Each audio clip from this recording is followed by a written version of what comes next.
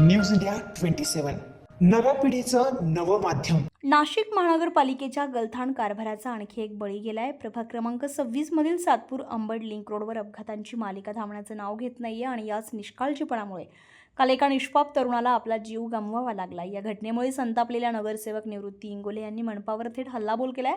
वारंवार महासभेमध्ये प्रश्न उपस्थित करूनही मनपाचे अधिकारी आणि ठेकेदार झोपेतच असल्याचा गंभीर आरोप त्यांनी केलाय.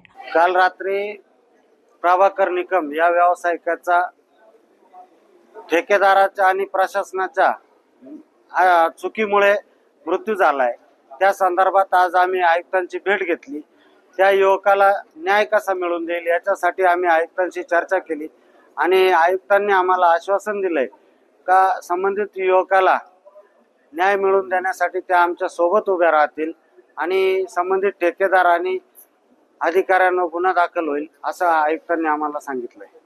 ठेकेदाराच्या चुकीमुळे रस्त्यावरील धोकादायक परिस्थिती निर्माण झाली आहे, पण तरीही ना कोणती दुरुस्ती ना कोणती जबाबदारी. मनपाचा हा बेजबाबदारपणा नागरिकांच्या जीवावर उठल्याचा आरोप आता उघडपणे होतोय. याच पार्श्वभूमीवर आज संतप्त नगरसेवक निवृत्ती इंगोले यांनी थेट मनपा आयुक्त मनीषा खत्री यांच्या दालनाबाहेर धरणं आंदोलन केलंय. जोपर्यंत संबंधित अधिकारी आणि ठेकेदारांवर गुन्हा दाखल होत नाही तोपर्यंत आंदोलन सुरूच राहील असा इशारा देखील त्यांनी दिलाय.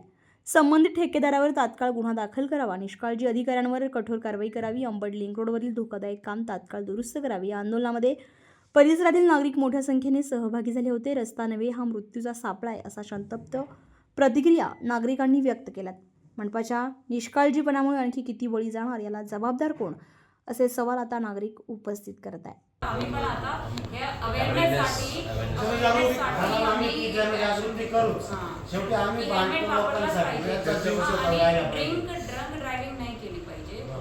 ते पण एक खूप गरजेचं आहे. आता ह्या केसमध्ये आपल्याला ते कळून जाईल की कोणाची तशी ते पण एक विषय आहे की कोणी काय स्थितीत होतं. ठीक आहे, आपण कोणावर काय सांगते पण ते तर मेडिकल रिपोर्टमध्ये सगळ्यांचं ते रेग्युलर प्रोसेसचा पार्ट आहे. तर हे दोन गोष्टीवर तुम्ही करा आणि जे तुम्ही आम्हाला ॲक्शन घ्यायला सांगताय ते आम्ही घेऊ.